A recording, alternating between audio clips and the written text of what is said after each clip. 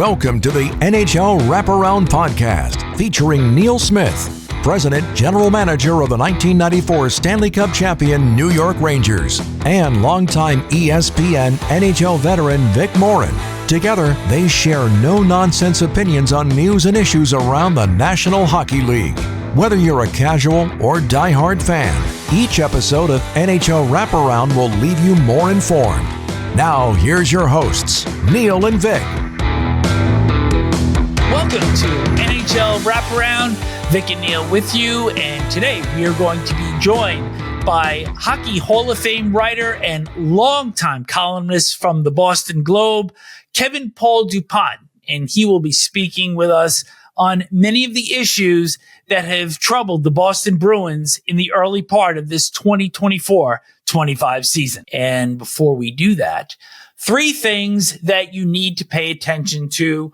Number 1, guys that are filling in key offensive roles and are a big part of their team's early success. And, you know, Neil, while Alex Ovechkin on Sunday got his 31st hat trick and tied for the league lead in goals with 13, and now he's just 28 behind Wayne Gretzky, guy I'm looking at in the Washington Capitals, Connor McMichael, who is tied for second with 12 goals and has had 4 multi-goal games this season. And in Washington, just a short back swing on a goal from the high slot and then stole a puck and just showed great hands. And this is a big reason for Washington's success. Oh, absolutely. I mean, you combine, let's talk about the Washington Capitals. Right off the top of your head, you say Connor McMichael coming out, it's his coming out year. Alex Ovechkin, who took somehow some youth pills and has gone back 5 years of age and is a lot younger. And Logan Thompson in goal when they was struggling to find a goaltender the last couple of years. Those are right off the top of my head. So, yeah, the Washington Capitals are for real. And the reasons are for real are the things you just said, McMichael and Ovechkin up front, and then Logan Thompson in the goal. And they're a threat every night. And they've certainly responded after that loss against Toronto, where Spencer Carberry wasn't too happy. They responded really well with wins in Colorado and Vegas. But another player that has really stepped up is in Carolina. And Marty Necas, now on a 13-game point streak, he is tied for third in the NHL in points with 30. Had 4-point games Sunday against St. Louis. And we know about the Ahos, the Svechnikovs, but they needed some additional depth. And he is really bringing it forward.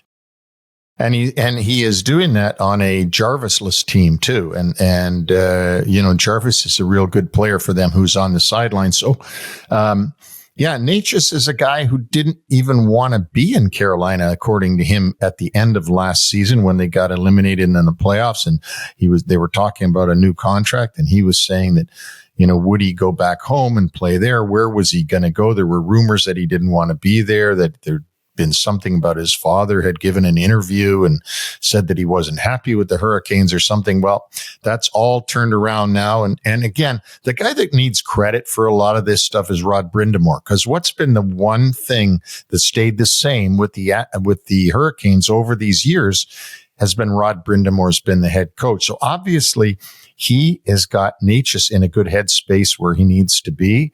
And the Carolina Hurricanes are playing great.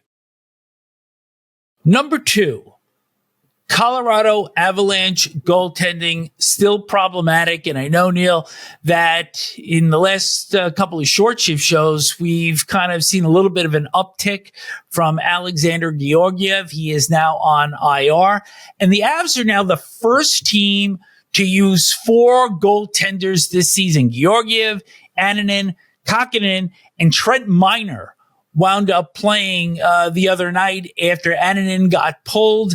And now they've actually called a 5th goaltender up to be on their bench Monday, perhaps in Philadelphia, and that's Kevin Mandolese. So even though the club has been bolstered by the returns of Val Nichushkin, Jonathan Drouin, and Miles Wood, this goaltending situation just doesn't seem like it's going away as much as I think you and I would like to see it.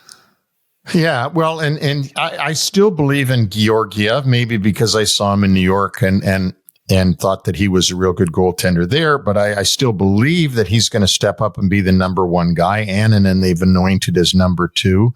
Kakkonen is no longer there. He's been claimed back on waivers by the Winnipeg Jets. And Trent Miner up from the minors. So there you go. I still think they're going to come through, but it is tough on the team when you don't know from night to night what you're going to get from your most important position, which is the goaltender. And stay tuned because we are going to have more on Val Nichushkin at the end of the show. Number 3, the Toronto Maple Leafs now 5-1 without Auston Matthews. They have scored 4 goals or more in 4 of those 5 games.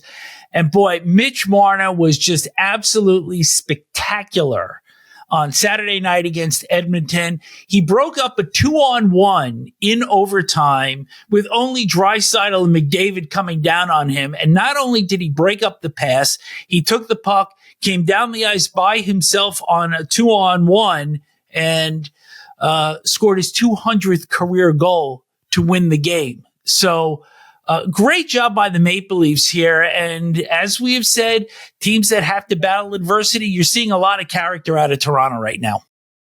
You are, and you're seeing them step up because they're missing their captain and their best player and one of the league's best players. But quite often you see this happen. And I'm sure that Craig Berube, who was a grinding type of player who took advantage of opportunities that he got throughout his career to play the role that he played. I'm sure he's playing a big role psychologically in this for the players that are playing, and great for them. And don't forget, I mention this every time we mention the Leafs, they might have solved their goaltending problem that seems to have been going on since Johnny Bower retired.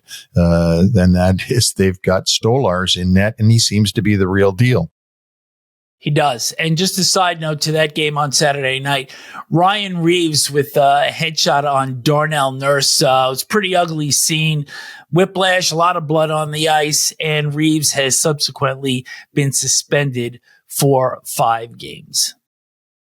Well, it's my distinct pleasure to bring onto NHL Wraparound Kevin Paul Dupont, who I've known for many, many years, who's a well-known Hall of Fame hockey writer from the Boston Globe, who's covered the Boston Bruins for decades and has brought a lot of insights to a lot of folks about the Bruins and the entire National Hockey League. Kevin, thanks for doing this. Really appreciate it. My pleasure, Neil. Good to be with you and Vic, and looking forward to this. Well, let me start with the off season. Let's go back to the off season for the Bruins this off season of 24, and and just to do a quick review, the Bruins, who had a Stanley Cup runaway team 2 years ago, I lost quite a few bets with friends, betting the Boston Bruins to win the Stanley Cup 2 years ago, only to see them get knocked out by Florida. They had an unbelievable team, and then they took their losses. Krejci and Bergevin were huge losses for the club, in my view. But they still came back, and Jim Montgomery or somebody had some special magical dust that he sprinkled on the team, and they had this fantastic at least start and half to their season, and they ended up knocking out the Leafs, and then being taken out by Florida, which is fine because Florida took out a lot of good teams last year. And then we saw some more offseason losses this year and some offseason additions. But when I look back in myself and my own way of evaluating things, the additions haven't made up for the losses, and the players that stayed around that they probably depended on a certain production level have not brought that production level with them this season that they brought last season. And then you compound that with the goaltending situation. And I guess it puts us where we are today. But having said all that, that's just my insights. What I'd really like to know is from somebody that's right there on the scene day after day, am I looking at it properly, or is there other things that I should be seeing? Yeah, and I think it's a porridge of a lot of things, as it usually is. And I'd say the acute symptoms at the moment are driving it is the fact that they're not getting much out of those two big free agent hires that they spent $84+ million to get, which is Lindholm and Zadorov. Both have been very underwhelming. C- would be a really gracious grade for both of them. And for what they were looking. They were looking for Lindholm to come in and drive a line. I don't think anyone saw him as a classic number one center. Are there a lot of number one centers in the league? Probably not.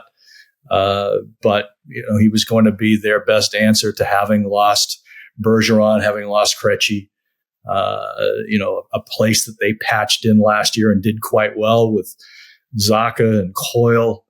But Lindholm, and he's talking about this at Sunday's practice, has said he's not been good, and he hasn't. And he was injured in camp, got off to a slow start, but here we are, quarter way through the season, and he's just delivered nothing. Often and again, you're not looking necessarily for shots from the center, but a lot of nights, nothing, and not only no shots, but really not aiding and abetting anything else. Zadorov, rightly or wrongly, we sort of saw in that Chara role of an intimidation factor, big, add some brawn back there so McAvoy could do more. Carlo, of course, is not a physical guy, but maybe he could pick up his offense. There's been nothing, and Jim Montgomery said after the most recent disappointment, which was Saturday against St. Louis, an overtime loss, just no juice.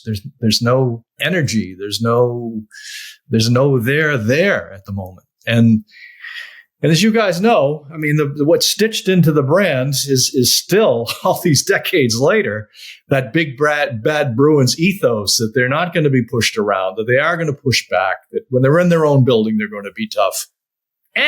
It's just not there. So, And to go back to where you started this, Neil, which was July 1, those were the hires. As you know, that's your team. Your team is what you're left with around July 7, as you get through the big buyout round, which lasts about 5 hours on July 1, and then what else you get. And so that's probably the only asterisk I can add to the discussion, which is, so Don Sweeney, when he signs those two big names, emphasizes that they also want to really upgrade, redesign a forechecking game and go out and get Max Jones and Riley Tufte and some guys. Mark Kostelic is part of this. Kepke on the wing as well. Well, that big driving, wide-shouldered forechecking game hasn't come around either. So if you can't do it at the top end with the headliners, if the underneath guys can win you some games, to be quite frank, but that hasn't been. So they've been neither here nor there in terms of their approach, their star players, and the only other, and what might be the most significant frame to this is when you think of their most competitive years. Out of 2019, Game 7 of the Cup final against St. Louis, that team, and where they are today, they're without Rask, they're without Chara, they're without Bergeron, and to me, the holy trinity of your team, of a competing team, is a franchise goalie, a franchise defenseman, and a franchise center, and they had all that. If you're going to get the job done, you got to have at least two of those. They had three. And they came really close to getting the job done. And now maybe Swayman is that guy. Charlie McAvoy is not the franchise center almost 8 years later that everyone had him pegged to be. I think he can be. I don't think he'll ever be, not going to be Bork, not going to be Chara. Yeah, I don't think he's going to be Drew Doughty, but I think he can be a really significant defenseman, maybe not a franchise defenseman. he won't shoot. That's a big part of the problem. He won't shoot. And they don't have a number one center. And I wasn't thinking Lindholm was going to be that. I think he was going to be a substitute. It isn't Zacha. It isn't Coyle. I think Coyle's a really effective number 3 center. So like a lot of teams, they're imperfect. They're more imperfect than many. And I think some of the pressure of being in Boston, have a very, very a fandom with very high expectations, sometimes wrongly, and also a fandom that pays a whole lot of money to be there. That's another issue. Right now, they're Bill Parcells' line, "You are what your record is what you are." That's what they are. They're 8-3 as we speak today. And I would say, as you make an appraisal of those 19 games, they really do have 11 losses. If you want to get out of the fake math of what that tie means, those overtime losses, they've lost 11 of 19, and that's who they are. And real quickly, so that I can let Vic get in here, how about the loss of Jake DeBrusk, and to a much lesser extent, the loss of James Van Riemsdyk? When I look at the Coyle production going down and the Zacha production going down, and no DeBrusk and no Van Riemsdyk to sort of pick it up a little bit, what are those, especially the DeBrusk loss, but are those, where do those sit in your mind as losses to the Bruins? Well, JVR, I'll start with JVR. He had a really good first third of the season, and then he really faded away. And some of that was illness, some of that was injury, and then some of that was age. So he was one of the $1 million, budget store add-ons last season. And for what his price was and for what his role was, I was okay with that. Would I have re-upped him for $1 million? Maybe, probably. Certainly, as we've seen it play out. DeBrusk was an interesting character in that, he, like a lot of players, streaky. If you look at what he's done this year, last I looked, he was 3-7-10 in 17 games with Vancouver. And those 3 goals came one after the other, 3 straight games, goal. That's kind of where Jake is. So if I'm the general manager, it does come down to price. I'd have him on my team. He's a good soul, good person in the room. He was what sort of, at least in part, masked the embarrassment of making 3 first-round picks in 2015 and missing on a whole bunch of good guys, right? The 2 others were Senyshyn, who never made it to the league, Zach Senyshyn, and Jake Zaboral, who's a borderline number 7 guy. So 3 primo picks. And so DeBrusk was the best of the lot. And I think that played in his favor to being re-signed. Why they didn't in the end, my interpretation there is he felt and he did get more money than they were willing to pay, more term. And yeah, I think we can debate long and hard about who's right, who's wrong there. He himself, and I don't think anybody is suggesting this, he himself wouldn't be the guy to lift them out of where they are. But yeah, I would have kept him for his speed, for his general contributions, and lived with as many of these guys in the league are, the streakiness, the inconsistency. Kev, we've talked about the fits or the lack thereof with this club as compared to what it looked like 2 years ago and even last year. And we're starting to really see the frustration manifest on the face of Jim Montgomery, literally game after game. And he chewed out Brad Marchand. He's benched David Pastrnak. And is this a situation here where he almost has to readjust the systems that he's had in place to accommodate the personnel that he has now? It's a great question, and there's been no adaptation here in terms of their general approach. So if we're going to characterize what Montgomery's offensive scheme is, it's hold the puck, make the play.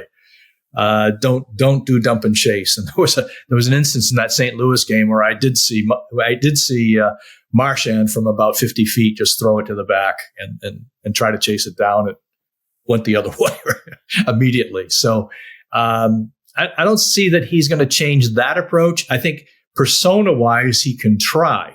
A few people around here have nicknamed him Mr. Rogers in terms of there's never been a discouraging word said. And I know this isn't new to the league, and certainly not in 2024. He's not going to go in there and blast. Well, maybe he gives them some heat in the room. We don't see it. It's always positive with the media, which leaves the very few of us that were still left covering day to day to be really the only ones who deliver any sort of critique or criticism around the team. When a guy's bad, it's really only I'm not even going to say a handful of it. Some days it's just me or the other Globe guy.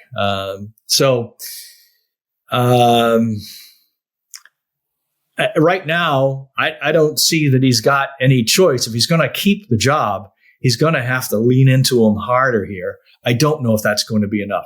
Just a change in approach. If he summoned his Mike Keenan within, God forbid.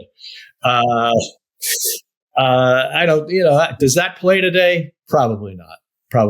I was talking to Jeremy Roenick before he went to the Hall of Fame, talking about how Mike Keenan's, if we will say, honesty from day one really did make him the player he became, and just leaning into him hard at that rookie year, and then pushing him down to junior.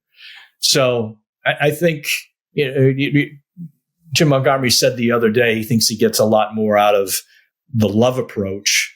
Not that he called it that, but that's what he was talking about, the love approach rather than the hammer. We'll see. They can both work. I think more than anything, in terms of how they go about their business, what his approach is, what their approach is, we can't discount that there's been a gigantic change in culture when you lose Chara and you lose Bergeron. And what did they lose? They lost him to time, right? As you always do. We saw the Islanders, when it was Trottier and Gillies and Nystrom. Eventually it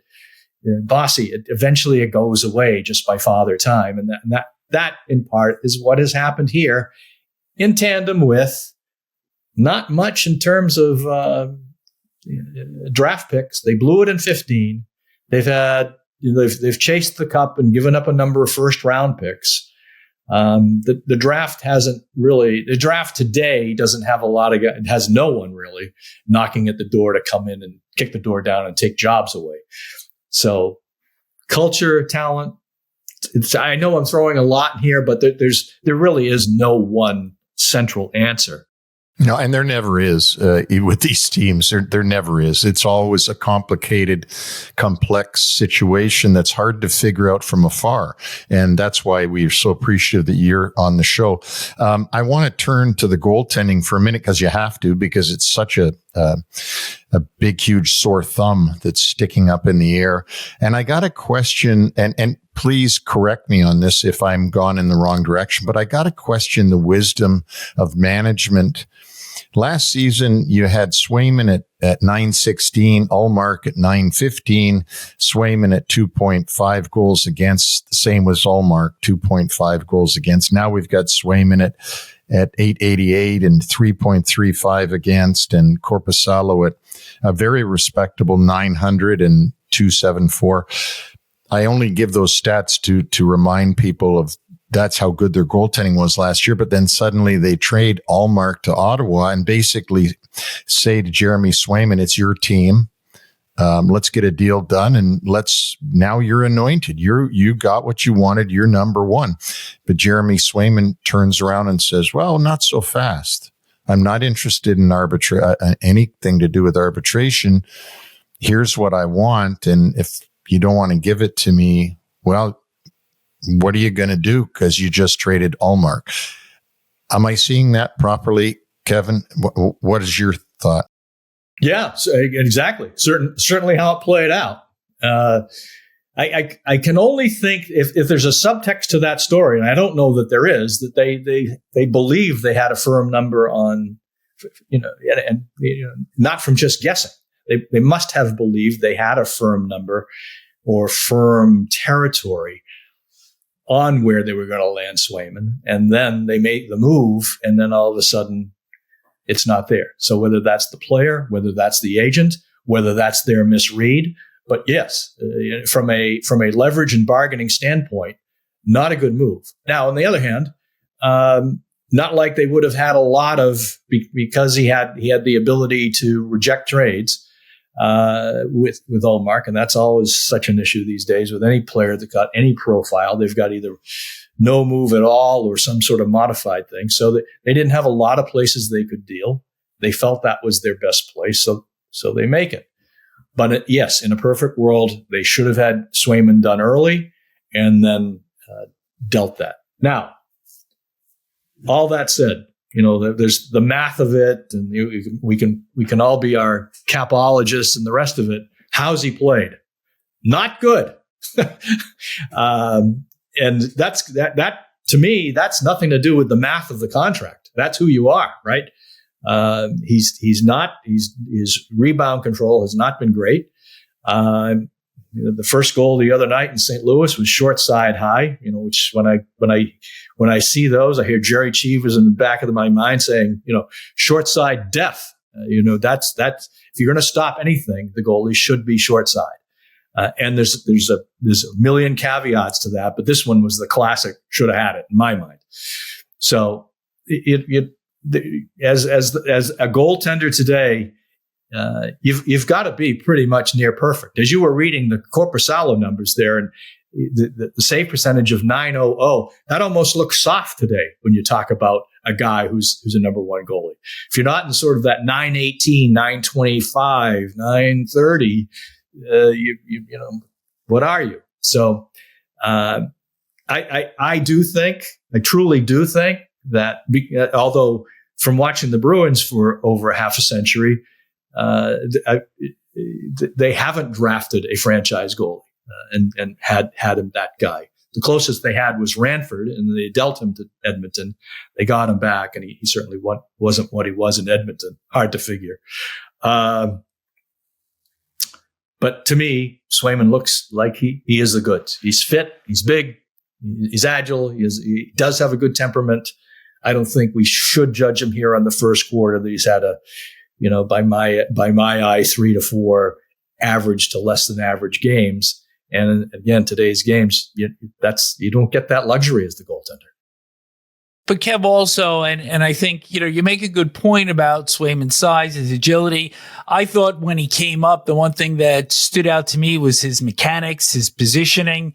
But how much do we have to factor in that he did not have a normal training camp, and that essentially this is his training camp? Well, if we rolled the calendar back, certainly 30, 40 years. But if we only roll the calendar back, in today's game, all these guys show up fit.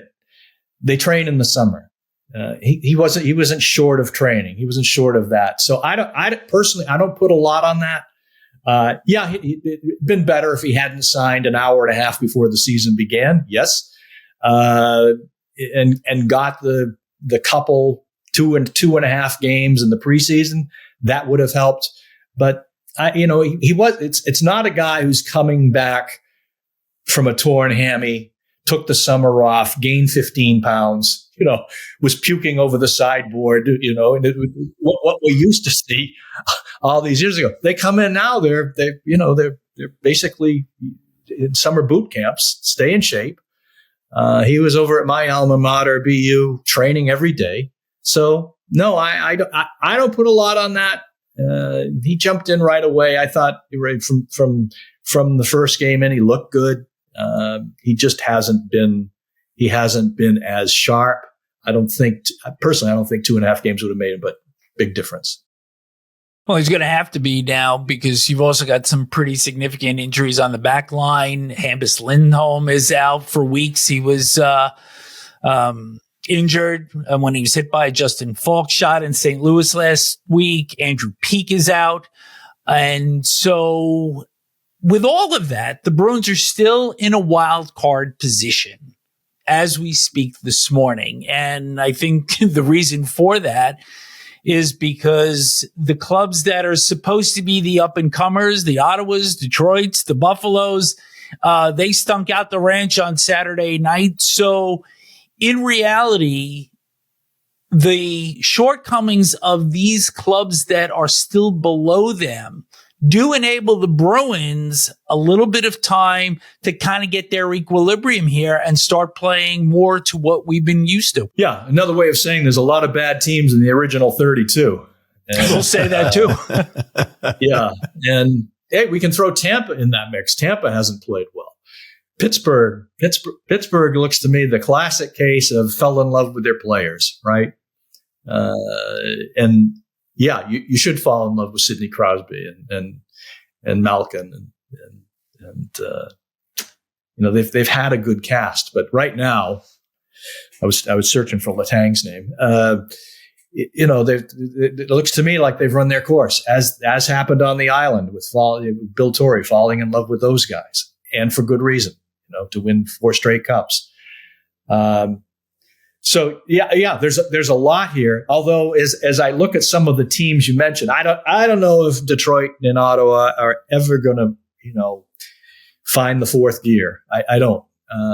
We've been saying it. I've been saying it. I don't believe in Buffalo. I think that continues to be a dog's breakfast in Buffalo. But Detroit should get it going. Ottawa should get it going, and they got 5 guys who make $8 million a year. They've certainly paid them as if they're going to be there. But on an honest appraisal of what I've watched here and who they are, the Bruins, I don't see they're going to find fourth gear. I know there's a lot of clamor. if you read the comments to some of the stories that I've written and others have written, part of the fandom is trade everybody, trade Pasternak, trade McAvoy. Well, even if you wanted to, in most cases you couldn't, and frankly shouldn't with those names. You've got to start somewhere, and they've got a decent nucleus here. It's just I think in some cases the talent has been overassessed, if you will, or overappreciated, too high of an expectation. And they really lack, and this is that underneath part we talked about with Sweeney, looking for those 3 or 4 guys in the lineup who they're not going to be anywhere near point per game players, but they're going to play with some snarl. They're going to play with some sandpaper. They're going to try to establish some inside ice. And right now, there's none of that snarl, none of the sandpaper. A lot of games. They had a game on the weekend here against St. Louis, 17 shots total. I'm going by memory, which is risky. 17 shots total. 9 guys didn't get a shot. 5 of them didn't attempt a shot. So, you know what? That's not enough. As I say, that there's no there, no matter where you're playing in the league. But in this town, the expectation is higher. People pay a lot of money. People have the memory bank of 40 and 50 years, which sometimes isn't wise. But they do think this is a team that's going to stand up. And even if it loses, it's going to go out with some sort of dignity, honor. You can't beat people up anymore. And we could do 10 shows on, where the league is on fighting and aggression and the rest of it. But for where the league is today, for the pushback that they could have, they don't have it. They just don't. Amongst all of this mediocrity with the Pittsburghs, the Phillies, the Buffalo, Ottawa, Detroit, take out your crystal ball. Do they get in? Well, I honestly, for the last 3 years, this one included, I had them as getting in by wild card. Okay. So I completely blew it the last 2 years. They had the 65, 12, and 5 years, most points, most wins in a regular season. They were nearly as good last year. They were really good. They came out with great starts. So I went in this, even with the upgrades, I still had them in the wild card mix. I felt they were going to be behind Toronto in the East. Florida wasn't going to change. I had Tampa up there, so I had them, and I still think they could pick it off. They could, but I will say what I've seen of them late in this first quarter, this isn't good enough to get there. I do think at some point, the Ottawas of the world, Detroit, will make it harder on them. So to me, they've got probably 5 to 8 games, which would bring them somewhere around a third of the season, 5 to 8 games here to establish something, right? Method of play, a simpler system, get one of these goalies hot, something there to find an anchor. Right now, they're footless. Kevin, in my mind, there's 7 teams that are going to the playoffs in the East that you could, that I'm putting in the bank. And so the Boston Bruins have got 1 spot open. And as you just said, the Ottawas, the Buffaloes, the Detroits, they're all going to be trying to step up and step into that. I don't see any of them at this point doing that. And I just hope for, the original 6. I'm an original 6 fan. So I love to see the original 6 doing well. And I love Jim Montgomery as a person. I think he's a great guy. And so I hope all the best for the Boston Bruins. But we really appreciate you being on here, and hopefully you'll come back and be with us again and do this all over again.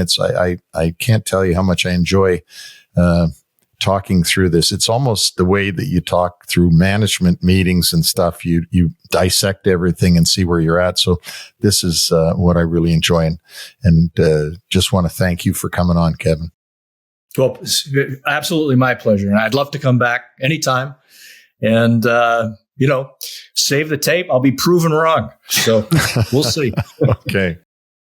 And don't forget our website, NHLWraparound.com. And Neil and I will also be back with short shifts twice this week on Wednesday and Friday. So Neil, on Friday's short shifts, you posed a little bit of trivia at the end of the show, and you're now going to furnish us with the answer. And the question was the 3 teams whose location name is not a state or city name. And I hand it to you. Yes. And we all know that in the original 6, just to go back and talk about what it was in the old days, it was Montreal, Toronto, Boston, Detroit, Chicago, New York, all city names, right? All that they represent that city. And then when we get into expansion and down the road, you had the California Golden Seals, which they took the state name, and you've got, and now you have in the league, the Minnesota Wild that takes the state name, and the Colorado Avalanche that's taken the state name. So you either take the city you're in or the state you're in. The New Jersey Devils, they don't take the Newark Devils, they do the New Jersey Devils. What 3 teams don't use either the city or the state? Well, here they are. Carolina Hurricanes. There is no Carolina. There's either North Carolina or South Carolina. So they wanted to adopt both states, I guess, by calling themselves Carolina. The Tampa Bay Lightning. There's no city or state named Tampa Bay. There is a Tampa Bay of Water, and there is a Tampa, Florida, but there's no Tampa Bay. And lastly, and newest of these crazy names is the Golden Knights, which are called the Vegas Golden Knights. There is no place you'll find called Vegas. It is called Las Vegas, but they lost and just went with Vegas. So there's the 3, Carolina, Tampa Bay, and Vegas. All right. Well, now that you've provided some intrigue, we're going to do a little bit more here. And on Saturday evening, the Florida Panthers, coming off of consecutive losses to the New Jersey Devils, flexed a little bit of muscle against the Winnipeg Jets, a 5-0 win, maybe their most complete game of the season. And it was kind of signature of what that club is all about. Their forecheck was excellent. They were terrific off the rush. They played strong down low. Barkov and Reinhart had 3 points apiece. And now the Jets have lost 2 straight by a combined score of 9-1, having lost their game before that against Tampa. And this was a pretty chippy affair Former junior teammates, Mark Scheifele and Aaron Ekblad, had a fight. Neil Pionk with a somewhat of a questionable hip check on Boqvist that earned him a $5,000 fine. And these two teams are going to go back at it again on Tuesday, back in Winnipeg.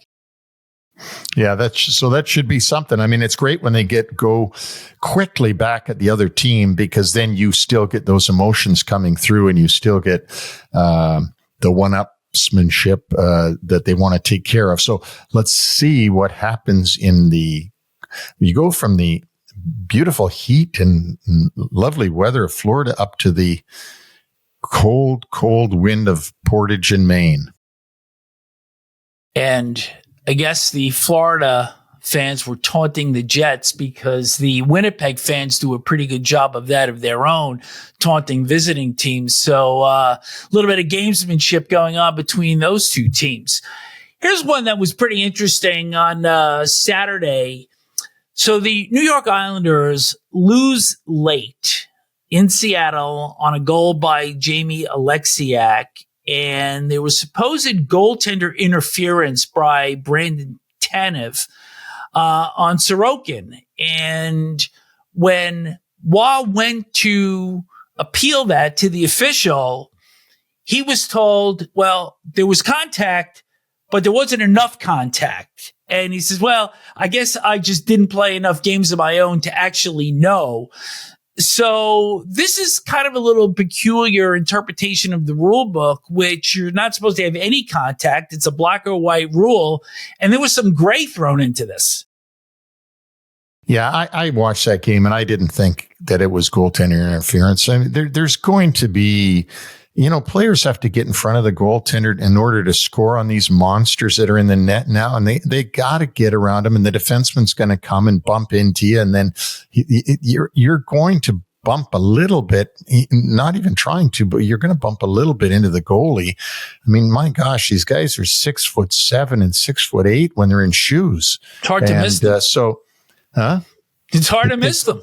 It's hard. It is hard to miss them. So I in that game, I didn't think that was goaltender interference, but I did believe that Patrick Waugh should try, because it was near the end of the game. They basically had nothing to lose. The game was pretty much left. Over. Yeah. And so he tried, and it didn't work. Sometimes,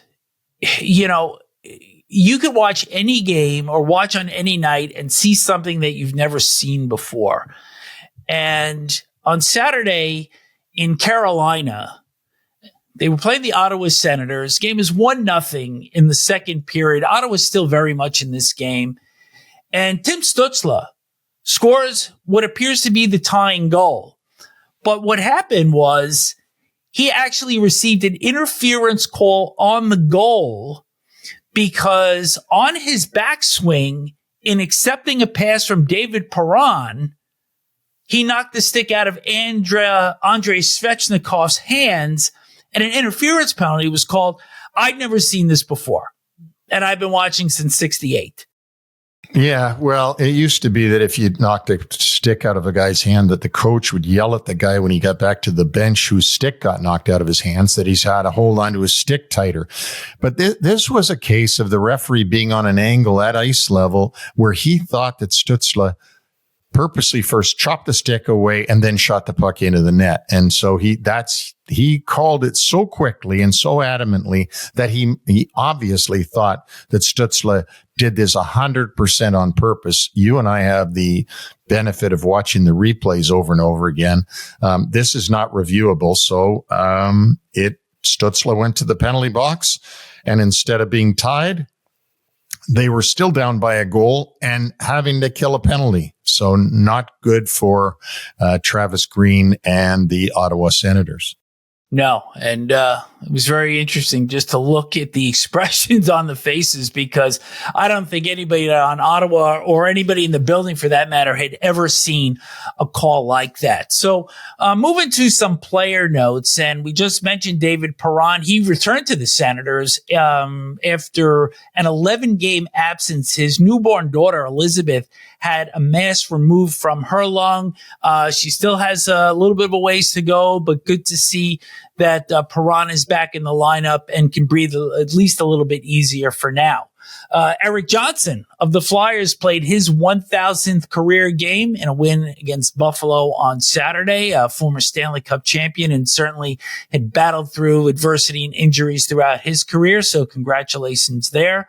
Some injury news. Darcy Kemper of the Kings to IR, possibly re-aggravated a groin injury suffered originally in October. Matt Zuccarello of the Minnesota Wild out 3 to 4 weeks, hit friendly fire from a Brock Faber shot on November 14th. The Carolina goaltending situation is very interesting. Freddie Anderson is now expected to be out long-term. Pyotr Kochetkov did manage to come back. He was dinged up in practice. Spencer Martin got his first career shutout Saturday against Ottawa. But you have to wonder whether or not the Hurricanes are going to be in the market for a goaltender at some point downwind if Anderson is out, even beyond, say, March or into early April. There's just no timetable with him. From the Chicago Blackhawks front, Seth Jones on IR with a foot injury. But probably the bigger news is Saturday night in Vancouver, Connor Bedard returned home. For the first time, he's from North Vancouver. Not the return that he really wanted. One shot, a -2, and he mishandled a puck at center ice that led to an empty net goal by JT Miller. And also in this game, Taylor Hall was a healthy scratch. He's just 2 goals, 4 assists in 17 games. No points in his last 4 games. So certainly, you would think for a team that struggles for offense, this was kind of an odd place for Hall to be sat by head coach Luke Richardson. Yeah, but there was a comment in the media, quote from Foligno, the captain of the Blackhawks, saying that the players had to be willing to go into the dirty areas, something like that. I'm paraphrasing. They had to pay a price. They had to pay more of a price. And, I got to think when I see Taylor Hall not dressing, maybe he's not paying that price. I mean, he's been a guy that has not paid the price from time to time. And that's why with all the skill and ability and an MVP award that he won with the New Jersey Devils, he's gone from team to team. So maybe that was a message from Luke Richardson to Taylor Hall to get his act in gear, get into the corners, get into the front of the net, play the game in the dirty areas. I'm surmising that, but that might be the reason. Well, certainly he's been around the league long enough. And as you mentioned, he was a former MVP with the New Jersey Devils. And it's going to be very interesting to see when he gets back in the lineup, if he's heeded this advice and if he has really received his wake-up call. This is the human side of the story, and on Friday evening, Val Nichushkin returned to the Colorado Avalanche lineup after serving a 6-month suspension, being in stage 3 of the NHL Player Assistance Program. This is a player that in the last 2 years has been forced away from the Avs during the playoffs in 2023. He was sent home by the club after a woman was found intoxicated in a hotel room with him, and that woman wound up needing medical attention, although no charges were filed. He played 2 games of that opening round series against Seattle, which the Avs would go on to lose in 7 games. And then last year, Nichushkin had 8 goals in 8 games and was banned by the league for failing a drug test before Game 4 against the Dallas Stars, which now has prompted the 6-game suspension that he has returned from. But this is a situation, Neil, where you've got a player, and you got to remember, they won the Stanley Cup in 2022, and in the 2 succeeding years, he's been sent home. And where is the trust now that he has returned to the lineup? How do you regain that trust with your teammates? Basically, you've bagged that club the last 2 playoff rounds. Well, we've got to hope and think that he's got a sober coach with him, meaning that there's a person that is helping him with his addiction, whatever that is too, and that they call them sober coaches, meaning that someone who's with you all the time that tries to help you stay away from the demons that are within you that have made you want to use that substance. And so there is a trust factor, but it goes a little bit beyond the normal trust factor of, I trust you'll pay me back my $5 that I loaned you. This is a trust of, please don't fall off the wagon again because we can't lose you. But I got to tell you that this wouldn't have happened back in the days of the 21 team league, 11 teams ago, because you would have found somebody else. But today's star players and players that can do what Nichushkin can do are so far and few between that you really don't have any choice. You've got to bring them back and hope that they can redeem themselves and get by whatever issue it is that they have. But it's certainly, you're right. I mean, for his teammates and his coaching staff, which they're not health professionals, they're his teammates and his coaching staff. You're right. There's a trust that's got to be rebuilt there that, if we have you on the first power play, are you going to be here for the whole playoffs, or are you going to be gone and then we're going to have to figure it out again?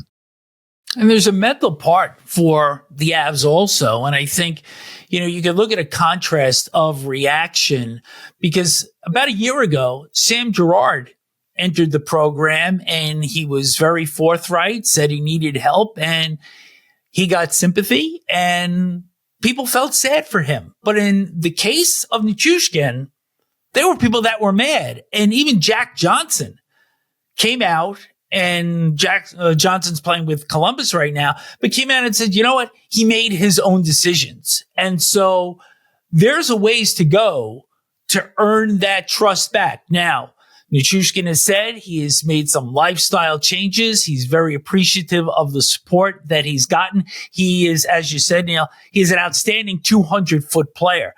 But he's got 4 years left on his contract. 4 years includes this season, and he's making $6.125 a year.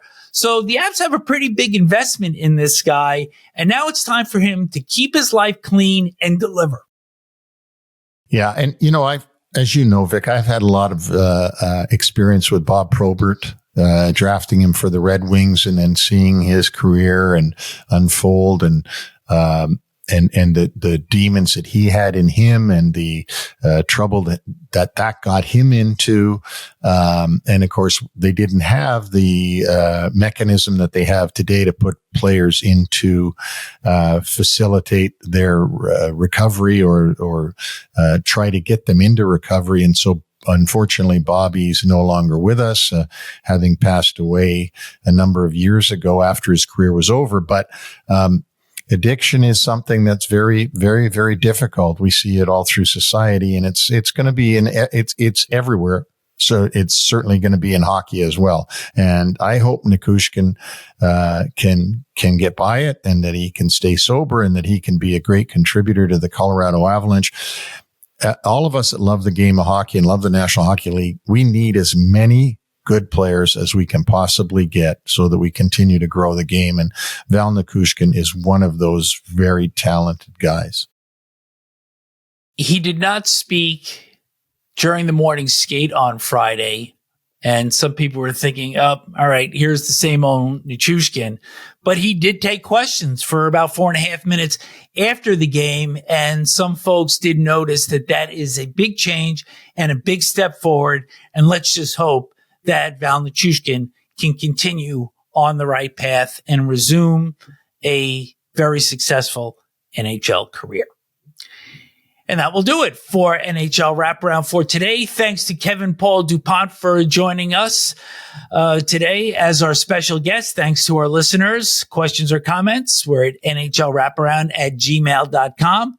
And our website NHLWraparound.com. And also our weekly Wraparound short shifts will be on Wednesday and Friday as we look back at the games that will be taking place on Monday and Tuesday. So until Wednesday, Neil and I will see you then.